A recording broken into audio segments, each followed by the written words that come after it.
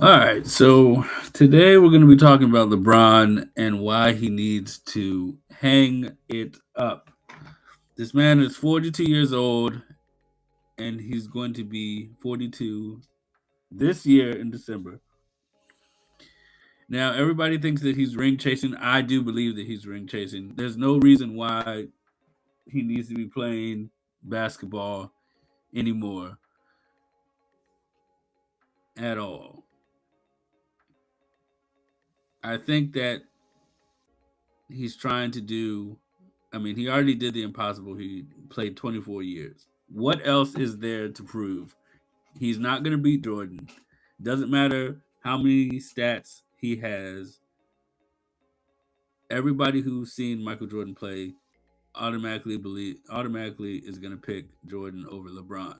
Now, for people that are around my age group that only saw glimpses of Jordan and have been used to LeBron playing, have only seen LeBron and they see him break the all-time scoring record. But I mean, like all the analysts have said, the proof that Jordan was still dominant is in the stats. He averaged 30.1 points for his entire career. LeBron hasn't done that. LeBron had to play 7 more seasons than Michael Jordan just to eclipse some of these stats. And so, like I said, when Rich Paul came out and did his whiteboard on where he could possibly go, you know that he's ring chasing. Who would take an $8 million minimum, veteran minimum, to go on a team that's already stacked? You have Tyrese Maxey, VJ Edgecombe, you have LeBron James, Jalen Brown, and Joel Embiid. So all those people combined, you only have one basketball. So you have four ball dominant people on your roster. And the fact is going to be how you're going to be able to move that around and be able to gel. Because it all looks good on paper. But who knows what it's going to look like when you actually, in October, when the season actually starts, how these guys are going to gel together. Because all these super teams have not always worked. If you look at when Kevin Durant went to Brooklyn, that didn't work out. If you look at what happened in Phoenix, that didn't work out. If you look what's happening in Houston, that's still not working out. So I believe that even if he wins, and like I said, I mean, all the other teams in the East have gotten better. All the other teams in the West have gotten better. So the reality that it's a clear cut that Philly is a clear cut favorite is bullshit. I don't believe that one bit because the Knicks are still got to play the Knicks. Celtics, we'll see what they're gonna do with Jason Tatum coming back for a full season. You have all these like other variables. Wemby, like I said, Wemby's still doing his thing in the West. You got to see what Minnesota's going to do with the addition of LaMelo. You got to see what's going to happen with um, the Cavs with James Harden. So there's a lot of other things that you can look at to um, think that like I said, to debate that the Cavs, like there's so many other teams that you can put up there. I think Philly is going to be a very tough team to beat, but like I said, given health, it's going to be health for everybody, but health primarily for them because of what they gave up to get him. But the fact that he's doing it on a veteran minimum, like I said, proves to me that it's ring chasing. I mean, there's no other way that you're taking that big of a pay cut to have to go play with three other ball dominant teams, and you're supposed to be the missing piece. And I don't believe, like I said, I don't believe for one bit that the like I said that on paper everybody's looking at what they look like on paper, and everybody's saying that everything on paper is, oh yeah, they are. I mean, on paper they're good. Yes, they're good on paper, but what does that mean in the long run? You still got to go through the regular season. So what does that mean? You're going to sit LeBron. LeBron's still going to have to play his games. You're still going to have to do a lot of moving around pieces. You don't know what Joel Embiid's health's going to be. So for me to say that I'm putting all my stock in, I can't put all my stock in LeBron and his squad. I just can't. I don't believe that. I just have a hard time believing that that's gonna be the case. I have a hard time believing that these guys are gonna automatically gel.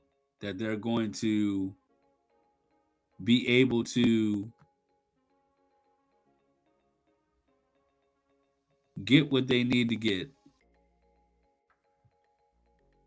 and be able to just have a dominant year without, like I said, and there's gonna be injuries. There's gonna be stuff that goes on, but being able to do that and maintain health for 82 games, you're asking a lot for these guys. You are. You're asking a lot for these guys to, like I said, LeBron's gonna be 42.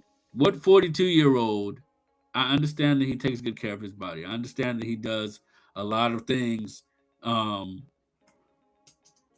he spends a lot of money on his body. But at the end of the day, it's still, like I said, Father Time is undefeated for this. Father Time is undefeated. And I think no matter what, you guys, no matter what happens, um, he has 2 years. So we just have to wait and see what it's going to be like on when they actually play. So I'm curious to know, but everybody, like I said, everybody is enamored by the fact that now it's like, all right, he did the whole decision. He said this is his last go round. I don't believe it is. I believe he's gonna somehow, some way try to play another year. But he said on via Instagram, via social media, that this is his last decision. So in essence, it's going to be the last time that he suits up. I hope it is. I'm tired of watching his ass. I'm tired of watching LeBron play. And now it's just he still can compete at a high level, but his teams are shit. His teams are trash. Um, so it's like a swan song for him, Steph, KD. All those guys are still playing. All those guys are still um, competing at a high level. But to tell me that he ain't ring chasing is you got to be telling me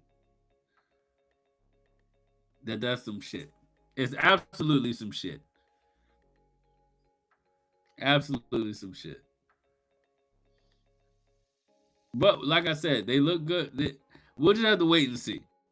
You know, me myself. I am a diehard Kevin Durant fan. I've always believed that Kevin Durant was a better player. But obviously, like I said, their games are different. But I think as far as is I'm gonna be biased that I think Kevin Durant's better than LeBron. You know, I know a lot of people are gonna give me pushback on it, but that's just my opinion. Not to say LeBron is not a good player, not a great player, but that's just my opinion. So I want to know: do y'all think that LeBron is gonna retire after if he doesn't win in Philly? Do you think this is gonna be the end for LeBron? Me personally, I want his ass to be retired. He's played 24 years. Nobody's ever done it. What else do you need to play for? There's absolutely nothing else you need to play for because you're not going to. I reiterate, you're not going to catch. You know, the people like I said earlier, the people that have watched Michael Jordan play are not going to call you the GOAT. Okay, because you played longer, because you got stats. If Michael Jordan did the same shit, we wouldn't be having this conversation at all. At all. But you can't take away from what LeBron has done. And like I said, with all these older guys, you got Steph, you got KD. What's gonna happen with all these guys once the pure basketball is gonna stop at some point. Once all these guys hang it up, you know, it's gonna be for that generation of basketball. It's gonna be sad to see them go, but I am optimistic of what's going to be for the future of basketball with Ant Edwards, Wimby, LaMelo. All these young guys that are coming up. Um, I can't wait to see what the future of the NBA is going to look like for real. But for all the OGs that know about LeBron and Philly, like I said, taking a veteran minimum and doing all that and dragging this shit out as long as he dragged this shit out for just to pick them, like, you know, I'm like, we didn't need all that shit. We didn't. Not at all. We did not need, 3 weeks of, oh, this man playing golf, this man in Cleveland with his homies, you know, and everybody in Cleveland, then Miami dropped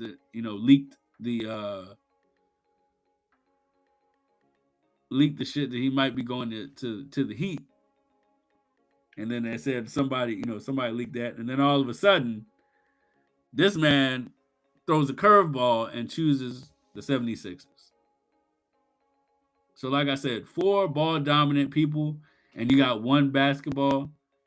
Like I said, it all looks good on paper, but the reality is what's going to happen when we throw this ball up and they roll it out and play it. They're not just going to roll this starting five out, and everybody's like, "Oh, this starting five is the best starting five that's ever been assembled." That's a bunch of bullshit. What do you think about with the 2017-2018 Warriors? That was a cheat code in real life. You had Steph, Draymond, Clay, KD. You know, I'm like that was the ultimate starting five. LeBron shit, yeah, they got Tyrese Maxey, VJ Edgecombe. That's not that like, bro. He's an up and coming great player. But you can't tell me that start. I saw somebody do a short coming from 2K, NBA 2K27, talking about, oh, this is the best starting five ever assembled. Come on now, let's get out of here with that bullshit. I don't believe it at all. But we will wait and see. I'm excited to see what's going to happen, and I hope his ass does retire after these 2 years in Philly and just hang it up and do something else with his life.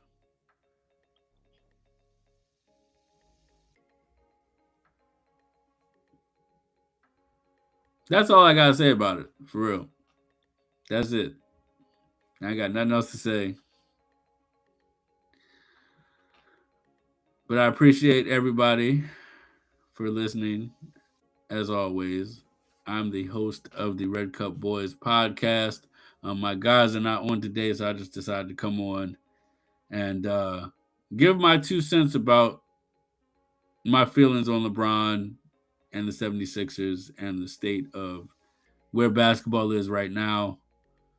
So I'm definitely going to bring my guys on next episode. And y'all can hear from them. What y'all take is y'all can hear us debate about LeBron,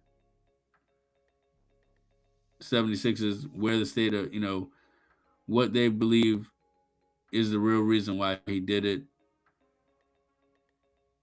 And do you think this is the end for Steph, KD, and Bron? All right, y'all. I'm out of here.